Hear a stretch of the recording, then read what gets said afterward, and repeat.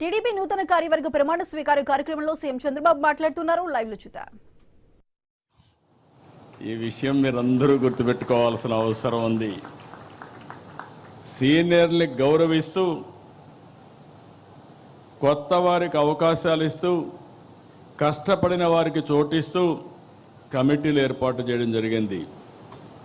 Seniority, sincerity, social రీఇంజనీరింగ్తో దాదాపు 250 మందితో కమిటీలు ఏర్పాటు చేసుకున్నాం. అనుభవం, యువశక్తి, సమర్థత గీటురాయిగా పార్టీ కమిటీలు ఏర్పాటు చేశాం. పార్టీ పదవులు చేపట్టిన మీ అందరికీ మనస్ఫూర్తిగా మరొక్కసారి కంగ్రాచులేషన్స్, ఆల్ ది బెస్ట్.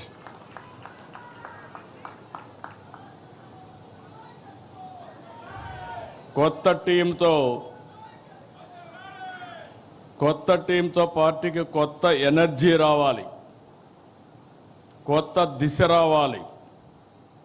కార్యకర్తే అధినేత అనేది కేవలం స్లోగన్ కాదు, ఇది మన సిద్ధాంతం. ఆచరణలో చేసి చూపించాం.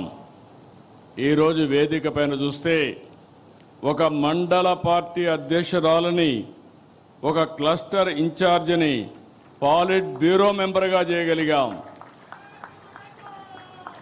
ఈరోజు మా రామ్మోహన్ నాయుడు గారు కేంద్ర మంత్రి కార్యకర్త స్థానంలో కూర్చుంటే ఆ కార్యకర్త పాలిట్ బ్యూరో స్థానంలో కూర్చున్నారు. అది తెలుగుదేశం పార్టీ విశిష్టత. ఇది దేశంలో వేరే పార్టీలో సాధ్యం కాదు. That is Telugu Desam. ఏదైతే చెప్పామో దాన్ని నిరూపించుకుంటున్నాం. పార్టీ ఆవిర్భావం నాడు ఎంత ఫ్రెష్ లుక్ ఉందో, అది 40 ఏళ్ళు వచ్చినా అదే ఫ్రెష్ లుక్ ఇప్పుడు కూడా కనిపిస్తుంది. దేశంలో తెలుగుదేశం పార్టీ ముందు పుట్టిన పార్టీలు ఉన్నాయి, తర్వాత పుట్టిన పార్టీలు ఉన్నాయి. అయితే ఇంత పటిష్టమైన నిర్మాణం, బలమైన క్యాడర్ కలిగిన ఏకైక పార్టీ తెలుగుదేశం పార్టీ, వేరే పార్టీ లేదు. ఒక్క ఓటమితోనే రాజకీయ పార్టీలు చాపజుట్టేస్తున్నాయి, కాలగర్భంలో కలిసిపోతున్నాయి. కానీ గెలిచినా ఓడినా ఎప్పుడూ సగర్వంగా ఎగిరే జెండా మన పసుపు జెండా. 44 ఏళ్లలో అనేక సంక్షోభాలు, సవాళ్లను చూశాం. కానీ మన పసుపు జెండా పౌరుషం మాత్రం ఎప్పుడూ తగ్గలేదు, ఎప్పుడు ఎవ్వరూ తగ్గించలేరు. తెలుగుదేశం పార్టీ కార్యకర్తలు ఎప్పుడూ మీసం మెలేసే నిలబడతాడు తప్ప ఎవ్వడికి భయపడడు, తల వంచడు. 4 దశాబ్దాల మన ప్రస్థానం అద్భుతంగా సాగింది. తెలుగుదేశం పార్టీ శాశ్వతం. తెలుగు జాతి ఉన్నంత వరకు తెలుగు వారి గుండెల్లో ఉండేది ఏకైక తెలుగుదేశం పార్టీ. దాన్ని ఎవ్వరూ ఏమీ చేయలేరు. ఇది సాగాలంటే మనం మనంత బలోపేతం కావాలి. 2024 ఎన్నికల్లో టికెట్లు కావచ్చు, ఈరోజు పార్టీ కమిటీలు కావచ్చు. కొత్త తనానికి, యువతరానికి, మహిళలకు ఎక్కువగా అవకాశాలు ఇచ్చాం. ఎప్పుడు కూడా ఈరోజు చూస్తే నాకెంతో ఆనందంగా ఉంది. ఈ మీటింగ్లో మొట్టమొదటిసారిగా మహిళలకు సముచితమైన స్థానం ఇచ్చాం. రాబోయే రోజుల్లో ఇంకా ఎక్కువ స్థానం ఇస్తాం. అందుకే కేంద్రంలో ప్రవేశపెట్టిన బిల్లును మీరు చూస్తే మహిళా రిజర్వేషన్స్ పూర్తిగా మద్దతు ఇచ్చిన ఏకైక పార్టీ మొదటి నుంచి తెలుగుదేశం పార్టీ. యువతకు, చదువుకున్న వారికి కేంద్రంలో పదవులు ఇచ్చాం, మంత్రులు చేసుకున్నాం. రాష్ట్రంలో కొత్తగా వచ్చిన వారు చాలామంది మంత్రులయ్యారు. చదువుకున్న వాళ్ళందరికీ మంత్రి పదవులు ఇచ్చి ప్రోత్సహించాం. ఈరోజు రామ్మోహన్ నాయుడు గారు, బైరెడ్డి శబరి, రాజేష్ లాంటి వాళ్ళ జాతీయ ప్రధాన కార్యదర్శిగా మనం నియామకం చేసుకున్నాం. ప్రతిపక్షంలో, యువ గళంలో, ప్రజల్లో చైతన్యానికి, పార్టీ విజయానికి ఆ రోజు లోకేష్ దోహదం చేశారు. పార్టీ నిర్మాణం, ట్రైనింగ్ క్లాసులు సహా ప్రతి అంశంలో లోకేష్ చాలా కృషి చేశారు, నేను చూశాను. టెక్నాలజీ అడాప్షన్ మొదలుకొని కార్యకర్తలకు సంక్షేమం, 5 లక్షల రూపాయలు యాక్సిడెంట్ ఇన్సూరెన్స్ ఇచ్చిన ఏకైక పార్టీ, సమర్థవంతంగా నిర్వహించే పార్టీ తెలుగుదేశం పార్టీ. ఇటీవల గవర్నమెంట్లో చైర్మన్ ఇన్వెస్ట్మెంట్ ప్రమోషన్ కోసం అపాయింట్ చేస్తే ఏదైతే చెప్పామో 20 లక్షల ఉద్యోగాల హామీని నెరవేర్చేందుకు అనునిత్యం పనిచేస్తున్నారు. చాలా వరకు ముందుకు పోయారు. నిన్నే ఆర్సెలర్ మిత్తల్, ఎస్టర్డే గూగుల్, ఇలాంటి ప్రతిష్టాత్మకమైన కంపెనీలు, వరల్డ్ బెస్ట్ కంపెనీస్ అన్నీ ఆంధ్రప్రదేశ్కి వచ్చాయంటే అది లోకేష్ చూపించిన చొరవ అని చెప్పి కూడా నేను మీకు తెలియజేస్తున్నా. అందుకే ఈరోజు అదనంగా వర్కింగ్ ప్రెసిడెంట్ బాధ్యతలు అప్పచెప్పాం. కానీ బాధ్యతలు అప్పచెప్పినప్పుడు నేను ఒకటే చెప్తున్నా మీ అందరికీ, నేను బ్లైండ్గా ఎవరికి బాధ్యతలు అప్పచెప్పను. నా కమిట్మెంట్ ఈ రాష్ట్రం. 48 సంవత్సరాలుగా రాజకీయాల్లో ఉన్నా. అలాంటి నా కమిట్మెంట్ ఈ రాష్ట్రం యొక్క ప్రయోజనాలను శాశ్వతంగా ఎవరు కాపాడతారో వారికి నేను ప్రోత్సహిస్తా, అండగా ఉంటా. అదే రాబోయే రోజుల్లో ఈ రాష్ట్రంలో మనం ఇచ్చే ఒక లెగసీ అని చెప్పి కూడా నేను మీకు తెలియజేస్తున్నా. ఈరోజు ప్రతిపక్షంలో పోరాటాలు చేస్తే జనం హర్షిస్తారు. కానీ అధికారంలో పదవి అంటే అటు ప్రజల్ని ఇటు పార్టీని మెప్పించాలి, ఒప్పించాలి, మార్పు చేసి చూపించాలి. మీ పనితీరుపై నమ్మకంతో పార్టీ ఇచ్చిన పదవికి న్యాయం చేయండి. అందరితో సమన్వయం చేసుకోండి. నిర్ణయాలు తీసుకుని పార్టీని ఎక్కడికక్కడ ముందుకు నడిపించడంలో అందరూ కూడా ముందుకు పోవాల్సిన అవసరం ఉంది. ప్రతి పోలింగ్ బూత్లోనూ మనం బలపడాలి. కొత్తగా తీసుకొచ్చిన క్లస్టర్ యూనిట్ బూత్ని మనం బలోపేతం చేయాలి. ఓట్ల శాతం పెరగాలి.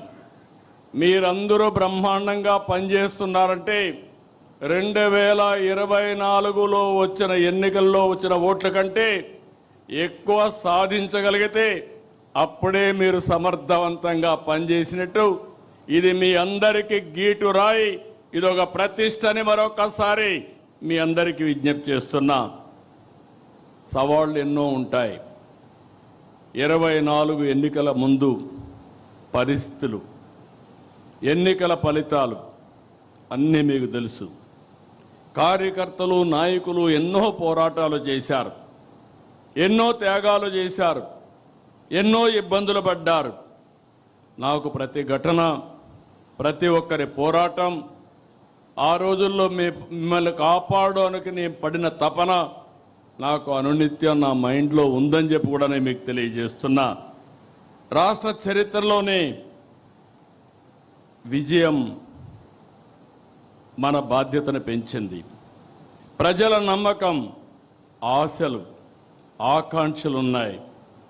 అందుకే ప్రతిరోజు ఒక దీక్షతో, ఒక లక్ష్యంతో, ఒక పవిత్రమైన యజ్ఞం కోసం పనిచేస్తున్నాం.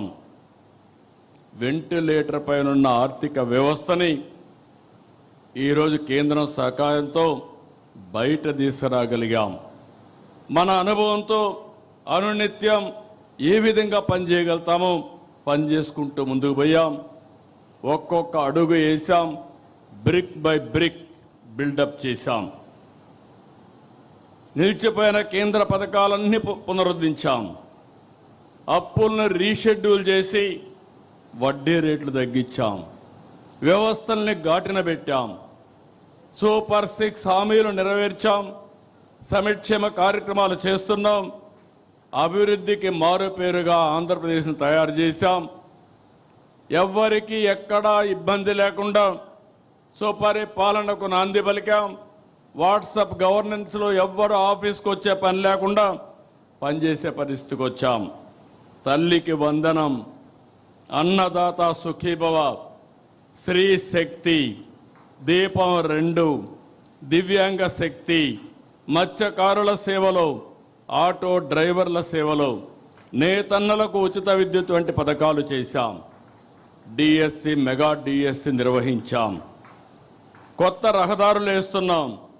ఇరిగేషన్ ప్రాజెక్టుల పరుగున పెట్టిస్తున్నాం. నీరందిస్తున్నాం.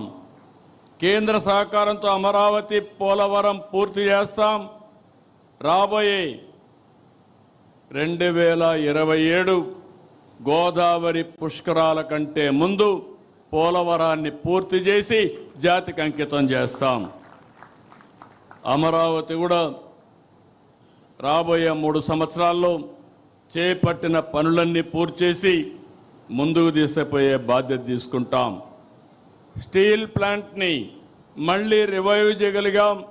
తెలుగువాడి ఆత్మగౌరవాన్ని కాపాడుకోగలిగాం. ఆ రోజు ఎన్నో ఉద్యమాలు జరిగాయి. ఆంధ్రుల హక్కు, విశాఖ హుక్కని ఆందోళన చేశారు. దాన్ని నిలబెట్టగలిగాం. అదే మరిగా ఏదైతే ఈరోజు రైల్వే జోన్ కూడా మనం శాంక్షన్ చేయించుకోగలిగాం. పెట్టుబడుల్లో నెంబర్ 1 స్థానంలో ఉన్నాం. మళ్ళీ ఒక బ్రాండ్, ఒక నమ్మకాన్ని క్రియేట్ చేయగలిగాం. ఒక నిర్దిష్టమైన లక్ష్యంతో ముందుకు పోతున్నాం. స్వర్ణాంధ్ర 2047 విజన్తో 10 సూత్రాలు పెట్టుకుని వాటిని సాధించడానికి మనం ముందుకు ప్రయాణం చేస్తున్నాం. కేంద్రం నరేంద్ర మోడీ గారి నాయకత్వంలో వికసిత్ భారత్ పెట్టుకుంటే మనం స్వర్ణాంధ్రప్రదేశ్తో ముందుకు పోతున్నాం. ప్రతి ఒక్కరికి ఇది గుర్తుండాలి. 10 సూత్రాలు మీ మైండ్లో ఎప్పుడూ ఉండాలి. పేదరికం లేని సమాజం, ఉద్యోగ ఉపాధి కల్పన, నైపుణ్యం, మానవ వనరుల అభివృద్ధి, నీటి భద్రత, ఫార్మ్ అగ్రిటెక్, ప్రపంచ స్థాయి మౌలిక సదుపాయాలు, ఇంధన వనరుల సమర్థ వినియోగం, కాస్ట్ తగ్గించడం, నాణ్యమైన ఉత్పత్తులు, స్వచ్ఛాంధ్ర, డీప్ టెక్నాలజీ. ప్రతి ఒక్కరు కూడా డీప్ టెక్నాలజీతో మనం ముందుకు పోవాల్సిన అవసరం ఉంది. ఈ ప్రయాణం చేసినప్పుడు 2 ఏళ్లలోనే కొన్ని లక్ష్యాలు మెరుగు చేసుకోగలిగాం. ఒక్క ఉదాహరణ చెప్తున్నా, అన్ని డిపార్ట్మెంట్లో మెరుగు చేయగలుగుతున్నాం. ఒక్క ఉదాహరణ మీరు చూస్తే నష్టాల్లో ఉన్న విద్యుత్ శక్తి, విధ్వంసమైనటువంటి డిపార్ట్మెంట్ని రివైవ్ చేశాం. ఏదైతే ట్రూ అప్ ఛార్జెస్ తీసి 4,660 కోట్ల రూపాయలు రద్దు చేసి అది డిపార్ట్మెంటే భరించే పరిస్థితికి వచ్చాం. ఒకప్పుడు ట్రూ అప్ ఛార్జెసే కాకుండా ట్రూ డౌన్ ఛార్జెస్కి శ్రీకారం చుట్టాం. ఇంకో పక్క కరెంటు ఛార్జీలు పెంచమన్నాం. చెప్పిన మాటకు నిలబెట్టి ఒక్క పైసా పెంచకుండా 3 సంవత్సరాలు, ఇది 3వ సంవత్సరం వస్తుంది, ఆ మాటకు నిలబడ్డాం. ఇంకొక పక్కన ఆవరేజ్ ప్రొక్యూర్మెంట్ కాస్ట్ పోయిన సంవత్సరం 30 పైసలు తగ్గించాం ఒక యూనిట్కి. ఈ సంవత్సరం ఇంకొక 30 పైసలు తగ్గిస్తున్నాం.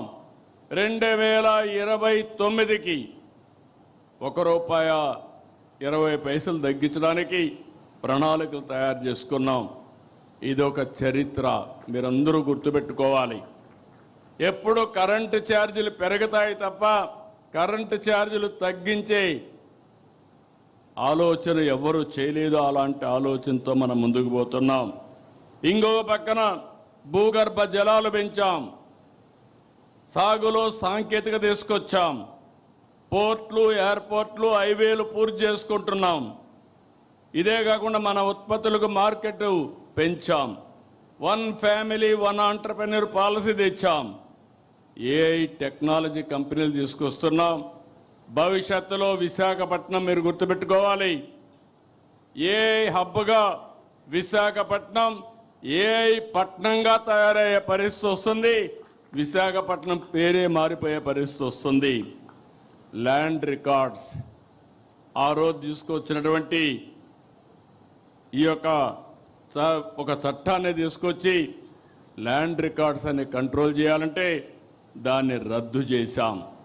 ఇంకొక పక్కన 1 సంవత్సరం చేసిన అవకతవకలన్నీ ప్రక్షాళన చేసి క్యూఆర్ కోడ్ పెట్టి అదే మాదిరిగా ఎక్కడికక్కడ ఆధునికమైన సాంకేతికతో రికార్డ్స్ అన్నీ కూడా ప్రక్షాళన చేసి వాళ్ళందరికీ ఇచ్చే పరిస్థితికి వచ్చాం. ఇవన్నీ కూడా మీరు గుర్తుపెట్టుకోవాల్సింది నిధులు డబ్బులుండి చేయడం లేదు. చాలా సమస్యలు ఉన్నాయి, కానీ దాన్ని అధిగమించే సంకల్పం ఉక్కు సంకల్పం తెలుగుదేశం పార్టీ సొంతమని మరొకసారి మీకు విజ్ఞప్తి చేస్తున్నా. తెలంగాణలో జీతాలకు 45% రాష్ట్ర వనరుల నుంచి ఖర్చు పెడితే మన దగ్గర 99%. అంటే మనకొచ్చే ఆదాయం జీతాలకే సరిపోయే పరిస్థితి. నేను అందుకే ఫైనాన్స్ మినిస్టర్ చెప్పాను, ఎప్పటికప్పుడు వాస్తవాలు ప్రజలకు చెప్పి ఏ విధంగా ఎకానమీని రివైవ్ చేస్తున్నాం అనే విషయం కూడా మనం చెప్పాల్సిన అవసరం ఉంది. ఆ రోజు మన గవర్నమెంట్లో సమాచారం లేదు. ఆ రోజు ఒక కమిట్మెంట్తో చెప్పాం, ఈ రాష్ట్రాన్ని బాగు చేయాలి, ఒక అభివృద్ధి కాదు సంక్షేమం కూడా చేసే సత్తా తెలుగుదేశం పార్టీకి ఉంది అని చెప్పడానికి ఆ రోజు నేను ఎన్ని ఇవ్వాలో అన్ని ఇస్తా అన్నాం. కానీ 4వసారి ముఖ్యమంత్రి మీరు గుర్తుపెట్టుకోవాలి, ఎంత లోతుకు పోతే అంత భయంకరమైన పరిస్థితి. మాట ఇచ్చాం, నిలబెట్టుకోవాలి. అభివృద్ధికి నిధులు వస్తాయి కానీ సంక్షేమానికి మాత్రం మన వనరులే మనం ఖర్చు పెట్టుకోవాల్సిన అవసరం ఉంది. కానీ ఈరోజు మీరు చూస్తే ఒక పద్ధతి ప్రకారం మొదలు తారీఖు అంటే దగ్గర 63 లక్షల మందికి పేదల సేవలో ఉదయం ఇంటికెళ్ళి వాళ్ళకు నమస్కారం పెట్టి వాళ్ళకు పెన్షన్లు ఇచ్చే ఏకైక పార్టీ అతిపెద్ద డీబీటీ కార్యక్రమం మనం చేపట్టాం. ఈ విషయాల్లో మీ అందరిలో క్లారిటీ ఉండాల్సిన అవసరం ఉంది. భారతదేశంలో ఉండే బెస్ట్ పాలసీస్ అన్ని కూడా అడాప్ట్ చేశాం. మనం వినూత్నమైన పాలసీలు తీసుకొచ్చాం. ప్రపంచంలో ఉండే బెస్ట్ పాలసీస్ని అక్కడుండే కెపాసిటీ బిల్డింగ్ అలాంటివన్నీ నేర్చుకోవడానికి మొట్టమొదటిసారిగా సింగపూర్కి 6 మంది మంత్రులను పంపించాం. ఎందుకంటే మనందరం గుర్తుపెట్టుకోవాలి, మనం ఏదో కష్టపడడం కాదు, తెలివితేటలతో కష్టపడాలి. ఎక్కడ బెస్ట్ పాలసీస్ ఉంటే అవన్నీ తీసుకురావాలని చెప్పి ముందుకు పోయాం. ఇవన్నీ మనం చేస్తూ నేను ఒకటే కోరుతున్నా, మనం చేసిన మంచినే కాదు, అనునిత్యం ఈ పనిలో మనం అనుసంధానం కావాలి. అదే సమయంలో అవతల వాళ్ళు చేసే కుట్రలను కూడా తిప్పుకొట్టే పరిస్థితి ఉండాలి. అదే నిజమైన రాజకీయం. అందుకే గొడ్డలి పార్టీ చేస్తున్నటువంటి చెడును కూడా అనునిత్యం ప్రజలకు చెప్పాలి. అధికారంలో ఉండగా రాష్ట్రాన్ని పూర్తిగా నాశనం చేశారు. అది చాలక ఇప్పుడు కూడా కుట్రలు చేస్తున్నారు. ఈరోజు మీరు చూస్తే ఒక కిల్లింగ్ మనస్తత్వం ఉన్న గొడ్డలి పార్టీకి ప్రజా సంక్షేమం పట్టదు, అభివృద్ధి గిట్టదు. రాష్ట్రానికి పెట్టుబడులు వస్తున్నాయంటే విమర్శలు చేస్తారు. ఒకవేళ విమర్శలు చేసిన తర్వాత ప్రజల్లో కానీ వ్యతిరేకత వస్తుంది అనుకుంటే మేమే తెచ్చాం, మేమే ఆలోచించామని మాట్లాడే పరిస్థితికి వస్తున్నారు. ఇంకో పక్కన ఎక్కడన్నా డబ్బులు తేవాలంటే దానికి కావాలని కంప్లైంట్స్ పెట్టి అడ్డు పెట్టే ప్రయత్నం చేస్తున్నారు. ఇంకొక పక్కన మనం చేసే అభివృద్ధి చూస్తే దేశంలో మొట్టమొదటిసారిగా 25-26లో 25.3% పెట్టుబడులు ఆంధ్రప్రదేశ్ రాష్ట్రానికి వచ్చాయంటే అది మన మీద ఉండే నమ్మకం. దీంతో వీళ్ళకి ఫ్రస్ట్రేషన్ మొదలైంది. ఎక్కడికక్కడ నిధులు రాకుండా తప్పుడు ఫిర్యాదులు చేయడం, కోర్టులో పిటిషన్లు వేయడం, ఈ కుట్రలకు కుతంత్రాలకు కాలం చెల్లింది. సమర్థవంతంగా ఎదుర్కొనే శక్తి ఎన్డీఏ గవర్నమెంట్కి ఇక్కడ ఉంది. ఇంకొక పక్కన మీరు చూస్తే ఆ పార్టీకి ఒక ఓసీడీ పట్టుకునింది. నేను మామూలుగా చెప్పడం లేదు ఈ మాట, అబ్సెసివ్ కంపల్సివ్ డిజార్డర్. ఇది ఒక వ్యాధి. ఆ వ్యాధిని అందరికీ అంటగట్టడానికి చూస్తున్నాడు పార్టీ మొత్తం. Obsessive compulsive disorder. అది ఈరోజు క్రెడిట్ చోరీ డిజార్డర్గా కూడా తయారైన అందులో భాగమే ఇది. మీరు అందరూ అనుకుంటున్నారు ఒక జబ్బు ఉండే వ్యక్తి, చాలామందికి మెంటల్ ఇల్నెస్ వస్తూ ఉంది ఇప్పుడు.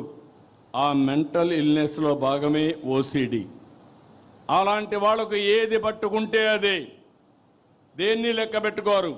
వాళ్ళ ఆశయాలకు అడ్డంగా ఎవరైనా వస్తే ఎంతకన్నా తెగాయించే పరిస్థితి వస్తుంది. వాళ్ళని ఇదే మరిగా మనం వదిలేస్తే ఇప్పుడు జరిగిన సంఘటనలు కూడా మనం గుర్తుపెట్టుకోవాలి. మనం వదిలిపెడితే దేశానికి స్వాతంత్రం తేవడానికి మేమే ఆలోచించామని కూడా చెప్తారు. అది నమ్మతారని కాదు, వాళ్ళ మనస్తత్వం. ఇంకో పక్క మీరు గుర్తుపెట్టుకోవాలి, సింధూరుకు కూడా డ్రోన్ ఆలోచన నేనే ఇచ్చానని చెప్పే పరిస్థితికి వస్తారు. ఫేక్ ప్రచారంతో ఒక పటిష్టమైనటువంటి యంత్రాంగాన్ని ఎస్టాబ్లిష్ చేశారు.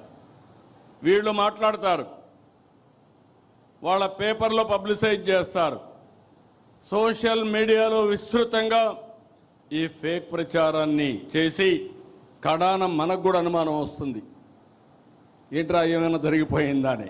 ఆ పరిస్థితి తెస్తారు. మీరు చూడండి, పదే పదే ఎందుకు చెప్తున్నానంటే, నేనే ముఖ్యమంత్రి, బాబాయ్ హత్య, వివేకానంద రెడ్డి, నిద్రలేశాను, న్యూస్ వచ్చింది సాక్షిలో, వివేకానంద రెడ్డి గారు చనిపోయారు. ఇమ్మీడియట్గా నేను బాధపడ్డా, ఒక మంచి వ్యక్తి చనిపోయాడు అనే బాధ కలిగింది. నా పక్కన ఐజీ ఇంటెలిజెన్స్ ఉన్నాడు, డీజీపీ ఉన్నాడు, సీఎంఓ ఉంది, ఎమ్మెల్యేలు ఉన్నారు, ఎంపీలు ఉన్నారు, మంత్రులు ఉన్నారు, హోమ్ మినిస్టర్ ఉన్నారు. ఎవరు కూడా నాకు బ్రీఫ్ చేయలేకపోయారు, బిజీగా ఉన్నాం. ఆయన కూతురు ఆ రోజు అడిగింది, ఇది కేస్ స్టడీ మాత్రం మీకు అందరికీ, కూతురు అడిగింది, నాకు అనుమానం ఉంది, ముందు పోస్ట్ మార్టం చేయాలంటే అప్పుడు పోస్ట్ మార్టానికి పంపించాం. పోలీసుల్ని పెట్టుకొని సాక్ష్యాలు తారుమారు చేశారంటే, సాక్ష్యాలు లేకుండా చేశారంటే ఎలాంటి వాళ్ళో మీరు గుర్తుపెట్టుకోవాలి. పోస్ట్ మార్టంకి వెళ్తే షాకింగ్ నిజాలు. గొడ్డలతో తలంతా ఇచ్చేస్తే మొత్తం రక్తం వచ్చి కుట్లేసి అంత్యక్రియలు పంపించే పరిస్థితికి వచ్చారు. రూమ్ అంతా లాగారు, బెడ్రూమ్ అంతా కూడా బెడ్ మార్చలేకపోయారు, కానీ బెడ్ అంతా రక్తం, గోళ్ళంతా రక్తం కడిగారు, కానీ ఆ మరకలు చెదపలేకపోయారు. అక్కడి నుంచి సాయంత్రం డ్రామా మారిపోయింది.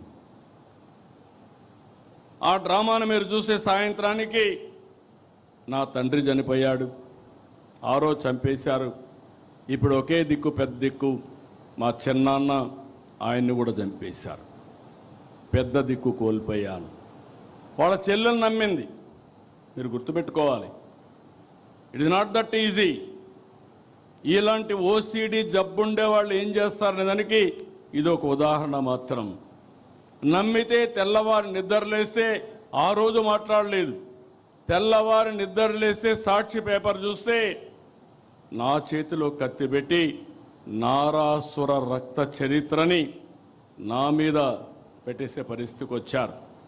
అదే రోజు మీరు గుర్తుపెట్టుకోవాలి, ఇవన్నీ బయట వస్తాయని కోర్టుకు పోయి, హైకోర్టుకు పోయి స్టే ఆర్డర్ తీసుకొచ్చారు, ఎవ్వరూ మాట్లాడకూడదని గ్యాగ్ ఆర్డర్స్ తీసుకొచ్చారు. అక్కడి నుంచి సానుభూతి పొంది ఎన్నికల్లో గెలిచారు. గెలిచిన తర్వాత వాళ్ళ చెల్లి అడిగితే మరిచిపోమన్నారు.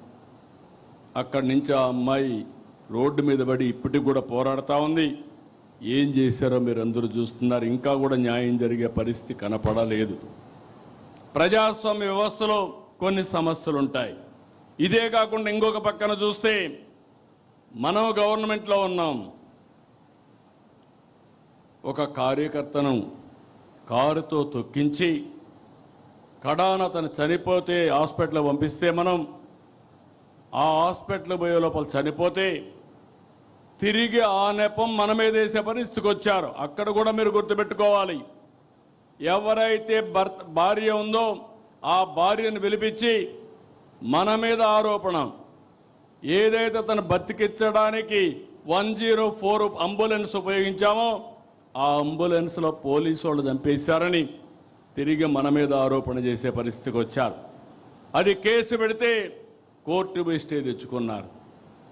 నిన్నే మీరు ఇక్కడ చూశారు కడపలో ఆస్తుల కోసం, అది కూడా కబ్జా చేసిన ఆస్తుల కోసం వాళ్ళ ఫాలోయర్ని చంపేశారు. చంపేసి తిరిగి మన మీద వేస్తే పేపర్లో చూసి వేసేశారు. వాస్తవాలు బయట పెడితే మాట్లాడే పరిస్థితులు లేరు. దాన్ని అవాయిడ్ చేశారు కానీ ఎదురుదాడి చేస్తూనే ఉన్నారు. వాళ్ళ కుటుంబ సభ్యులతో ఇవన్నీ చేపించే పరిస్థితి వచ్చారు. నేను అందుకే మిమ్మల్ని అడుగుతున్నా, నా జీవితంలో రాజకీయాలు చేశాను, నేరస్తులతో కాదు, రాజకీయ నాయకులతో రాజకీయాలు చేశా, బేషరతుగా పోరాడా. ఈరోజు మనం చేసేది ఒక నేరస్తులతో రాజకీయం చేస్తున్నాం కాబట్టి మీ మనసులో ఎప్పుడూ అది మనసులో పెట్టుకునే పనిచేయాలి. ఆ సందేహం ఎప్పుడూ మీలో ఉండాలి. ఇంకొక పక్క కుట్రలు చేస్తారు, మన మీద వేస్తారు. మనం అభివృద్ధి చేస్తే వీళ్ళు విధ్వంసం చేస్తారు. వాళ్ళు సంపద కోసం రాష్ట్రాన్ని దోచుకుంటారు. మనం రాష్ట్రం కోసం సంపద సృష్టించడానికి అహర్నిశలు కష్టపడతాం. మంది అభివృద్ధి, వాళ్ళది అవినీతి, విధ్వంసం. ఇది పదే పదే ప్రజలకు నచ్చజెప్పవలసిన బాధ్యత మనందరిపైన ఉందని చెప్పి కూడా నేను మీ అందరికీ తెలియజేస్తున్నా. మీరు రిలాక్స్ అయితే అబద్ధమే ప్రపంచం అంతా చుట్టూ వస్తుంది. ఈ విషయం కూడా గుర్తుపెట్టుకోవాలి. అందుకని మనం గుర్తుపెట్టుకోవాల్సింది, దీన్ని ఎప్పటికప్పుడు మనం చేసే పనులు చెప్పడమే కాకుండా దీన్ని సమర్థవంతంగా ప్రజలకు అర్థమయ్యేట్టుగా అప్రమత్తం చేయాల్సిన అవసరం ఉంది. ఇది ఒక పార్టీ అయితే, తెలుగుదేశం పార్టీ అంటేనే క్రమశిక్షణ. తెలుగుదేశం పార్టీ అంటే సమాజం కోసం పనిచేసే పార్టీ. టీడీపీ వ్యవస్థల్ని, ప్రజల్ని ఎప్పుడూ గౌరవించే పార్టీ. కార్యకర్త నుంచి అధ్యక్షుని వరకు క్రమశిక్షణతో పనిచేసే పార్టీ. డిసిప్లిన్ అనేది మన పార్టీ మూల సిద్ధాంతం. ఈరోజే కాదు, పార్టీ పెట్టినప్పటి నుంచి కూడా అలాంటి క్రమశిక్షణతో మనం పనిచేస్తున్నాం. ఇంకొక పక్కన మనందరం గుర్తుపెట్టుకోవాల్సింది, ప్రజలతో సౌమ్యంగా ఉండాలి, ప్రజలకు అందుబాటులో ఉండాలి, ప్రజలకు ప్రభుత్వానికి వారధిగా మీరు పనిచేయాలి. మీరు తప్పు చేస్తే పార్టీకి ప్రభుత్వానికి చెడ్డ పేరు వస్తుంది. ప్రభుత్వంలో ఎవరు తప్పు చేసినా, అధికార యంత్రాంగం తప్పు చేసినా, పార్టీ నాయకత్వం తప్పు చేసినా, నాయకులు తప్పు చేసినా, కార్యకర్తలు తప్పు చేసినా ఆ చెడ్డ పేరు మనకే వస్తుంది. నేను చాలా స్పష్టంగా మిమ్మల్ని అందరినీ కోరుతున్నా, ఈ మధ్య కొన్ని సంఘటనలు జరిగాయి. నేను చాలా బాధపడ్డాను నా జీవితంలో. ఎందుకంటే నేను ఒక యజ్ఞం మారిగా చేస్తే అవతల వాళ్ళు రాక్షసుల మారిగా యజ్ఞాన్ని భంగం చేయాలనుకుంటే, మన వాళ్ళు కూడా సరిగా ప్రవర్తించకపోతే దానివల్ల మనకు నష్టం జరుగుతుంది. అన్నీ ఉండి మనం ముందుకు పోవడం లేదు. నా రాజకీయ జీవితంలో మొట్టమొదటిసారిగా పెను సవాళ్ళని నేను ఎదుర్కొంటున్నా. ఆర్థిక ఇబ్బందులు, కదలలేని పరిస్థితి అన్నీ ఉన్నాయి. కానీ ప్రజలు మాత్రం ఒక మంచి పని చేశారు. అవతల వాళ్లకు ప్రతిపక్ష హోదా ఇవ్వకుండా 94% స్ట్రైక్ రేట్ ఇచ్చారంటే ఇది ఒక చరిత్రని మరొకసారి మీ అందరికీ తెలియజేస్తున్నా. ఇక్కడే మీరు చూస్తే మీలో కూడా ఒక ఆలోచనలు రావాలి. ఈరోజు మనందరం కూడా ఎన్డీఏలో ఉన్నాం. తెలుగుదేశం పార్టీ ఉనికిని కాపాడుకోవాలి, ఎన్డీఏ ఐకమత్యాన్ని కాపాడాలి. అందుకే మీరు వాచ్ చేస్తూ ఉంటారు. నేను కానీ పవన్ కళ్యాణ్ గారు కానీ ఎక్కడికక్కడ కనపడినప్పుడు లేకుంటే ఎప్పటికప్పుడు ఆ రిలేషన్స్ మెయింటైన్ చేస్తాం. ఆ మెసేజ్ని రాష్ట్ర ప్రజానీకానికి ఎప్పటికప్పుడు ఇస్తాం. కార్యకర్తలకు, నాయకులకు సంకేతాలు ఇస్తున్నాం. అదే మరి కేంద్రం, మనం ఎన్డీఏలో భాగస్వాములం. ఇక్కడ ఎన్డీఏ ఉంది, ఢిల్లీలో ఎన్డీఏ ఉంది. అందుకే ఏ విధంగా మనం ప్రవర్తించాలనో, మనం ఏ ప్రవర్తన వల్ల కూడా అటు కేంద్రానికి ఇటు రాష్ట్రానికి చెడ్డ పేరు రాకూడదని అనునిత్యం మనం పనిచేస్తున్నాం. అందుకే ప్రధానమంత్రి గారిని గౌరవించడం, అదే మరి కొండే ఎన్డీఏ పార్టీస్ని ఎక్కడికక్కడ సమన్వయం చేసుకోవడం ముందుకు పోతున్నాం. ఈ స్ఫూర్తి మంత్రులకు కానీ, జిల్లాల్లో కానీ, గ్రామం వరకు కొనసాగాలి. 2024లో అభ్యర్థులను చూడలేదు, పార్టీలను చూడలేదు. ఎన్డీఏ ఎవరిని సపోర్ట్ చేసి వాళ్లకు బ్లైండ్గా ఓట్లేశారంటే దానికి కారణం ఈ రాష్ట్రాన్ని మళ్ళీ పునర్నిర్మాణం చేసుకోవాలి. అది ఒక్క ఎన్డీఏ వల్లనే సాధ్యం, అది కూడా సిబిఎన్ వల్ల సాధ్యమనే ఉద్దేశంతో ఆ రోజు ఓట్లేశారు. అది మీరు గుర్తుపెట్టుకోవాలి. రేపు రాబోయే రోజు మళ్ళీ చెప్తున్నా, మీరు చెక్ చేసుకోండి. ఈరోజు 2024లో వచ్చిన ఓట్ల కంటే మీ దగ్గర ఎక్కువ వస్తే మీరు బాగా పనిచేసినట్టు. మళ్ళీ 2024 కంటే ఓట్లు బాగా వచ్చినా, ఎక్కువ వచ్చినా మీ దగ్గర రాకపోతే మీరు ఆ ఓటు బ్యాంకుని కిందికి లాగినట్టు. ఆ విషయం కూడా మీరు గుర్తుపెట్టుకోవాలి. నేను గర్వంగా చెప్పగలుగుతున్నాను, ఈ ఇబ్బందుల్లో పనిచేస్తున్నాం, ఒక నమ్మకం వచ్చింది. అందుకే ముందు కంటే ఇప్పుడు ఎన్నికలు పెడితే దానికంటే ఎక్కువ సీట్లు వస్తాయి తప్ప తక్కువ సీట్లు రావు. అదే సమయంలో మీరు గుర్తుపెట్టుకోవాలి, ఏదో ఎక్కువ సీట్లు వస్తాయని మీరు అతిగా ప్రవర్తిస్తే ఓట్లు పోవడమే కాకుండా పార్టీకి అప్రతిష్ట పాలు వస్తుంది. అవసరమైతే నేను ఒకటే చెప్తున్నా, గతంలో పాలకుల యొక్క గర్వ